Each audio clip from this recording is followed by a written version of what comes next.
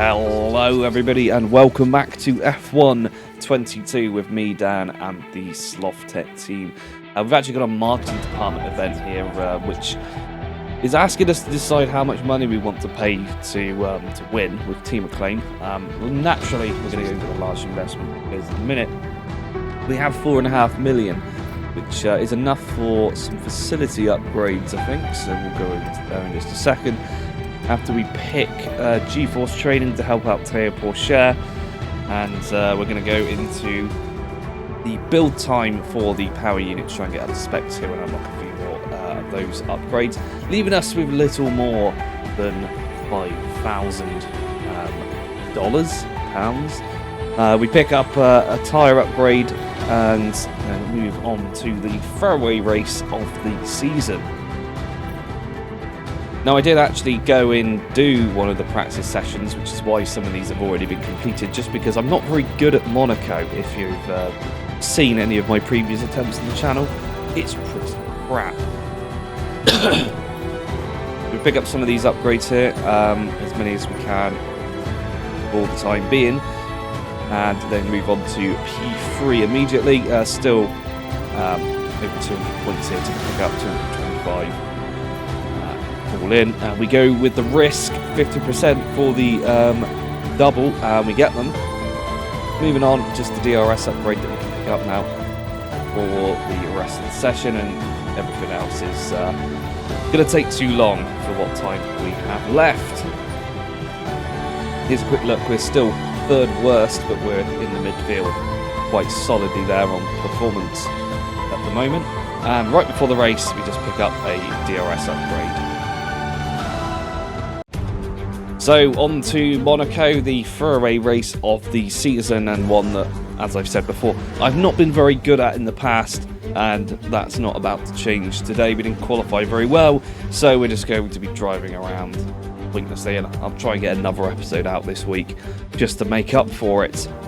But anyway, in the meantime, don't forget to hit that like button, subscribe to the channel, and turn on that notification bell as well, so you know when I upload videos on the channel. Not necessarily just F1. If I can find the time to make others, I will. Anyway, onto the starting grid, and it's McLaren front row. Lando Norris leads away ahead of his teammate Fernando Alonso in a weird turn of events. Charles Leclerc and George Russell line up behind the two McLarens, followed by their teammates Carlos Sainz and Lewis Hamilton.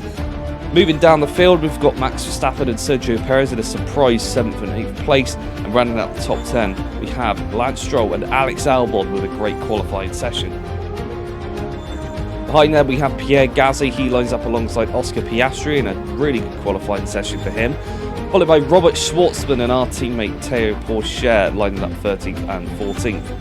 Then we have Joe Guan Yu. He's alongside the other half of Kevin Magnussen. And behind them we have Daniel Ricciardo and Esteban Ocon, who's quite far down the field. Then it's ourselves in 19th place alongside Yuki Tsunoda, and rounding out the back row, it is of course Nicholas Latifi and Mick Schumacher. Right, here we go then. Didn't expect to see two McLarens on the front row, but regardless, let's just get underway with the Monaco Grand Prix. And this will definitely not be a massive waste of our time, hopefully. As we come down into turn 1, we get blocked there by Esteban Ocon, going very aggressive into turn 1, fighting it out with Nicholas Latifi, who is incredibly actually trying to overtake somebody. There he is alongside us. He actually hits the barrier there and bounces off into our wheel. No damage, but we've managed to carry on and dive down the inside. One of the only opportunities to overtake at Monaco, especially on the F1 game, right at the start, when everybody's bunched up. Round to the first hairpin, gets squeezed out by Robert Schwartzman in the Alfa Romeo, as now we come down to the tunnel section.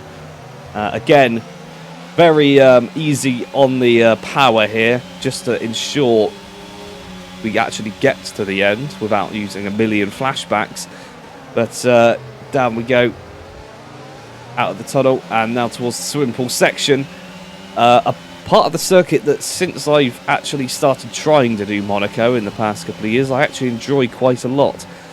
It's just the rest of the track in a very underperforming car that isn't very enjoyable, having to try and get through these narrow streets. But there we go, we finished at the end of lap 1, 3 places up on our original start in P16 now, and behind an Alfa Romeo of Robert Schwartzman. And we rejoin on lap 2, and Zhou Guanyu, of course in, I think, the worst car on the grid besides the Williams, is having a little bit of issues up ahead. We go down the inside of Robert Schwartzman into the hairpin, try and do the same to him, but we don't squeeze him into the barrier as much as he would have done to us. Just playing fair there. We'll see if we can get him a little bit further on. He's going to be deploying some DRS. Through the tunnel section we go. Our teammate's actually still ahead of us, so we'll have to try and prevent him from beating us the first time this season, or possibly ever. I can't remember what happened in Monaco last time, but he's further up, just 3 places ahead. And actually, look at the McLarens now. They're pulling at least 2-3 seconds ahead of Mercedes as they power down the straight, and I believe it's Lando Norris, quite possibly, in the lead at the moment of the two of them. I think it might be a McLaren 1-2 victory here, looking at this, unless there's some issues in the pit stops, or one of them retires due to mechanical problems later on.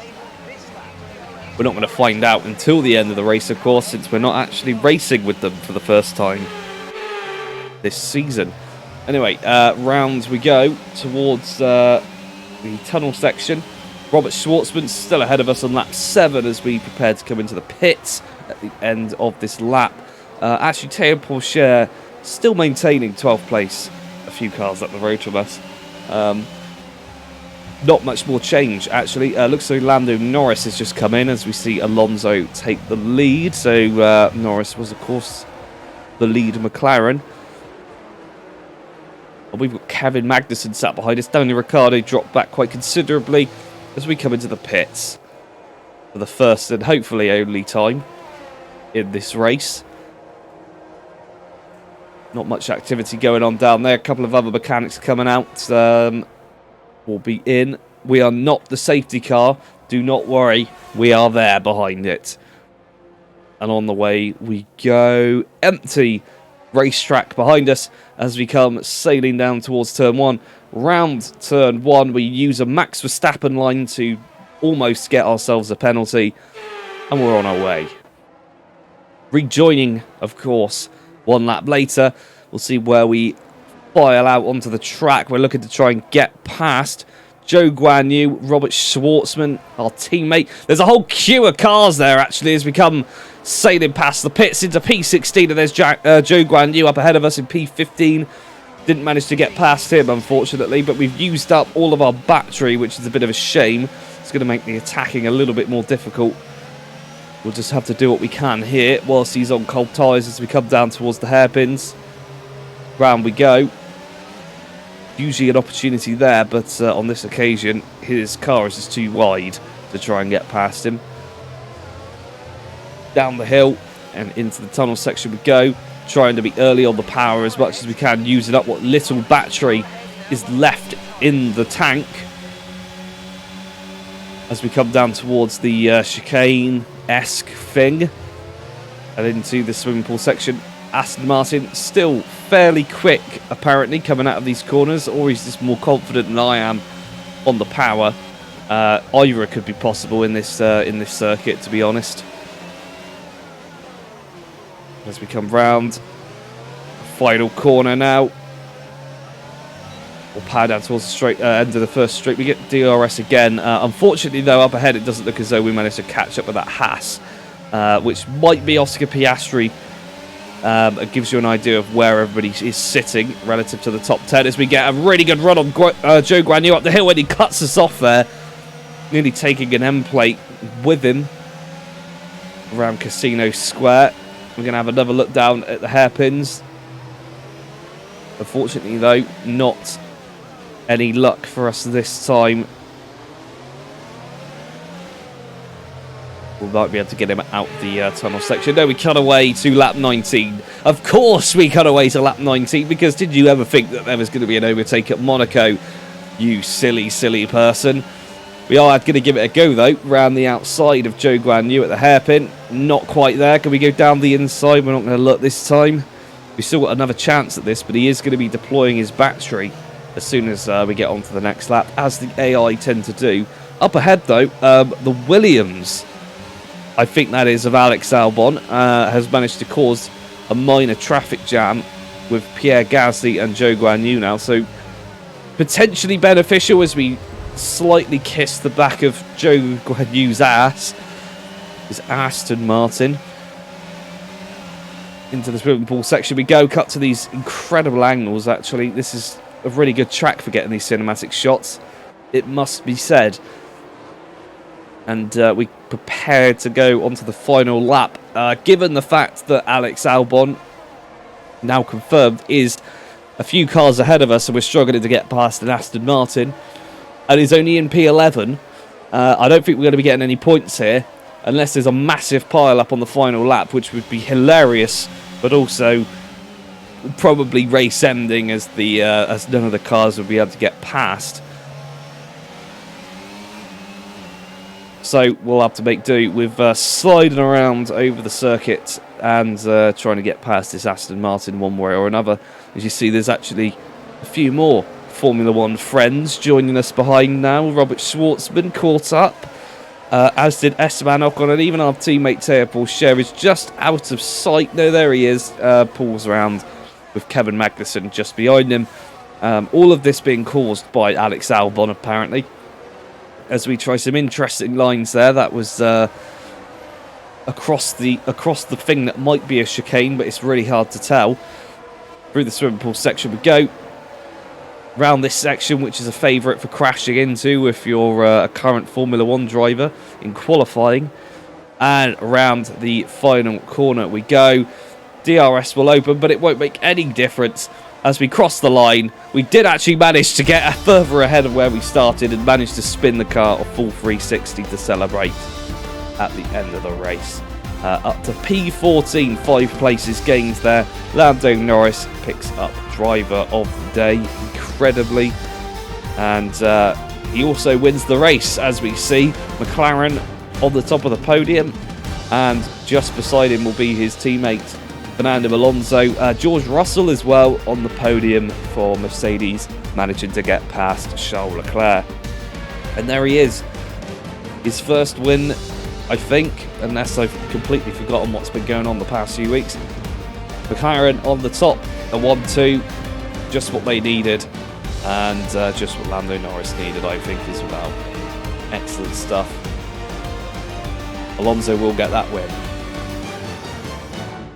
Well, here we are with the final results. Lando Norris actually picked up the fastest lap as well, giving him maximum points here this weekend, followed by Fernando Alonso and George Russell. Carlos Sainz moves up to 4th ahead of his teammate Charles Leclerc. Then we have Sergio Perez, Lewis Hamilton, Max Verstappen, Lance Stroll and Oscar Piastri rounding out the point scorers today. Over to the Drivers' Championship, Max Verstappen retains his position at the top of the table, but is joined by Fernando Alonso on 55 points, thereby followed by George Russell, Sergio Perez, Charles Leclerc, us as we drop down the table just ahead of Carlos Sainz, Lewis Hamilton, Lando Norris and Esteban Ocon. Moving down the order, we have Yuki Tsunoda, Lance Stroll, Alex Albon, Pierre Gasly, Daniel Ricciardo and Oscar Piastri making up the final point scorers. Then Kevin Magnussen, Robert Schwartzman, Zhou Guanyu, Mick Schumacher, Teo Pourchaire and Nicholas Latifi round up the field. Finally, onto the constructors, it's Red Bull at the top still, but McLaren jump up to 2nd place just ahead of Mercedes. Then shortly behind them we have Ferrari in this big battle for 4th. We lead the rest of the field ahead in 5th, followed by Alpine, AlphaTauri, Williams, Haas, Alfa Romeo and Aston Martin. That's all for now. We'll catch you next time for Azerbaijan.